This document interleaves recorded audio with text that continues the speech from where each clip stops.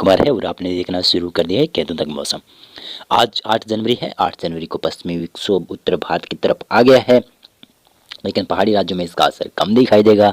पंजाब और हरियाणा के क्षेत्र हैं और राजस्थान के पश्चिमी क्षेत्र हैं, पश्चिमी विक्षोभ का प्रभाव कम दिखाई देने वाला है। और इसी प्रकार से उत्तर प्रदेश में भी कम असर रहेगा। और इसी प्रकार से बताऊं तो सबसे ज़्यादा इसका असर, पश्चिमी विक्षोभ का असर गुजरात के पूर्वी क्षेत्रों से लेकर मध्य महाराष्ट्र तक दिखाई देने की संभावना नजर आ रही है। आज हम बात करेंगे इस वीडियो में कि 8 जनवरी के बाद में 10 दिनों तक संपूर्ण भारत के क्षेत्रों में किस प्रकार से मौसम की संभावनाएं बदल सकती है। पंजाब हरियाणा के क्षेत्र हैं, उत्तर प्रदेश के क्षेत्र हैं, राजस्थान के ज़्यादातर क्षेत्र हैं, यहाँ पर दिल्ली के आसपास के कई क्षेत्रों पर कोल्ड डे कंडीशन लगातार 10 से 20 दिनों से बनी हुई है, व्यापक रूप से बनी हुई है। इससे अब राहत मिलने की संभावना भी नहीं है, कोल्ड डे कंडीशन लगभग बनी रहेगी, क्योंकि पश्चिमी विक्षोभ का भी असर अब यहाँ पर शुरू हो गया है और इसके वजह से सूर्य देवता के दर्शन कम होंगे, लेकिन तापमान में वृद्धि दिखाई देगी, जो कि रात्रि का तापमान बढ़ सकता है थोड़ा बहुत, उसके बाद उसकी वजह से कुछ राहत मिल सकती है।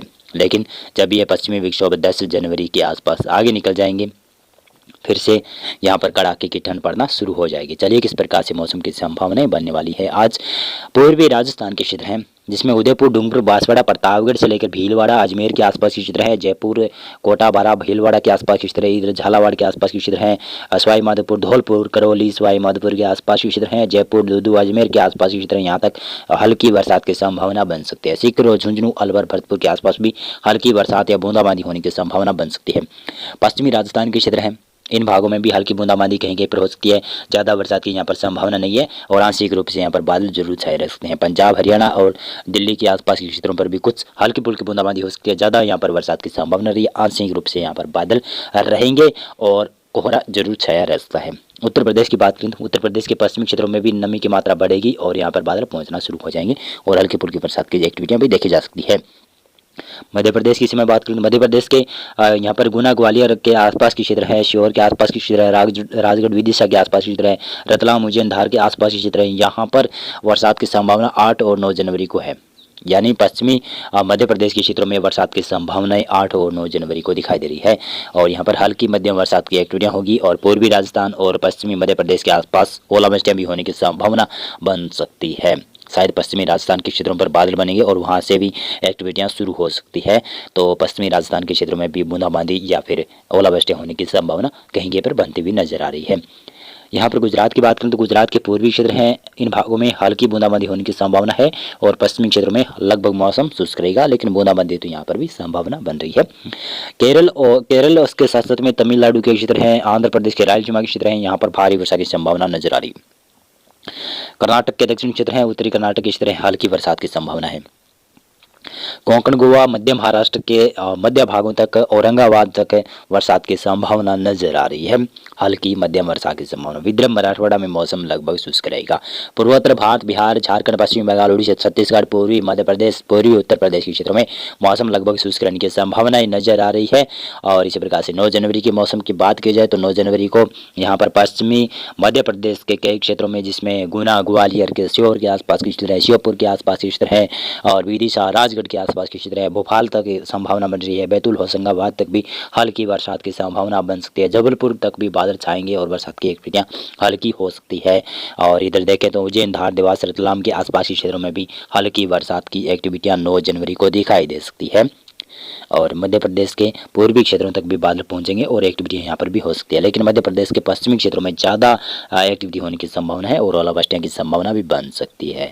9 जनवरी को देखें तो पूर्वी राजस्थान के क्षेत्रों में भी मौसम लगभग खराब ही रहेगा। 9 जनवरी को 9 जनवरी से शाम के वक्त से पूर्वी राजस्थान और पश्चिमी राजस्थान के क्षेत्र हैं, पंजाब, हरियाणा के क्षेत्र हैं, यहाँ से मौसम लगभग शुष्क होना शुरू हो जाएगा, फिर से कड़ाके की ठंड देखना शुरू हो जाएगी। उत्तर पश्चिमी हवाएं काफ़ी जोर पकड़ेगी और काफ़ी कड़ाके की ठंड का दौर देखने को मिल सकता है उत्तर पश्चिमी भारत के क्षेत्रों में।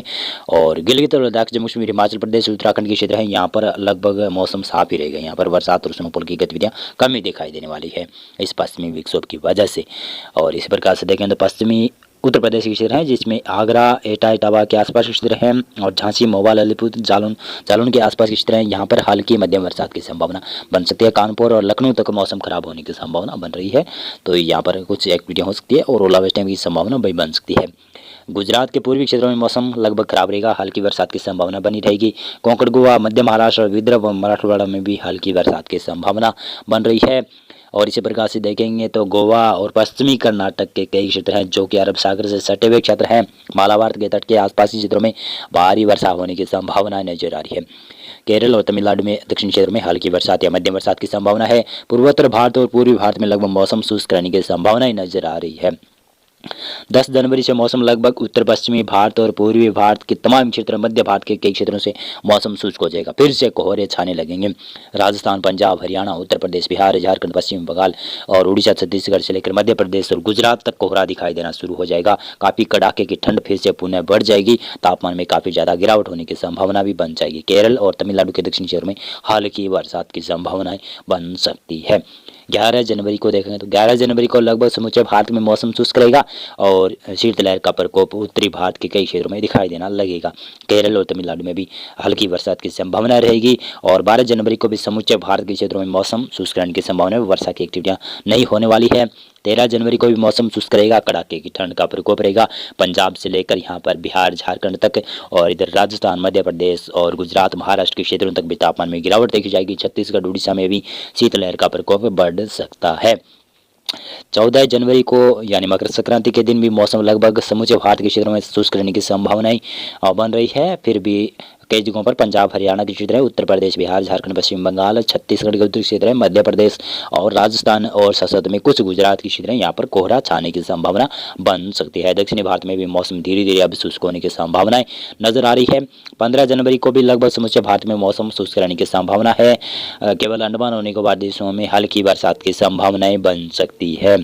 16 जनवरी को भी लगभग समूचे भारत के क्षेत्रों में मौसम शुष्क रहने की संभावना है, लेकिन 17 जनवरी के आसपास कुछ मौसमी परिवर्तन होने की संभावनाएं नजर आ रही है, जो कि दक्षिणी पूर्वी भारत के कई क्षेत्र हैं, जिसमें छत्तीसगढ़, उड़ीसा, विदर्भ के पूर्वी क्षेत्र हैं, तेलंगाना और आंध्र प्रदेश के भी पूर्वी क्षेत्र हैं। यहाँ पर हल्की बरसात की एक्टिविटियाँ शुरू हो सकती है। और साथ साथ मैं बता दूं कि पश्चिमी विक्षोभ भी आएगा, जिसका असर पहाड़ी राज्य में दिखाई देने की संभावना काफ़ी प्रबल बन रही है, लेकिन ये वेदर मॉडल नहीं जता रहा है कि पश्चिमी विक्षोभ आएगा, लेकिन पश्चिमी विक्षोभ आने की संभावनाएं मकर संक्रांति के आसपास काफ़ी ज़्यादा बढ़ जाती है। तो ये संभावनाएं बनी रहती है कि मकर संक्रांति के पहले या फिर बाद में भी काफ़ी जगहों पर बरसात की एक्टिविटियाँ उत्तर भारत के क्षेत्र हैं, उत्तर पश्चिमी जो पहाड़ी क्षेत्र हैं और मैदानी क्षेत्र हैं, यहाँ पर बरसात और ओलावृष्टियाँ की संभावनाएं बनी रहती है।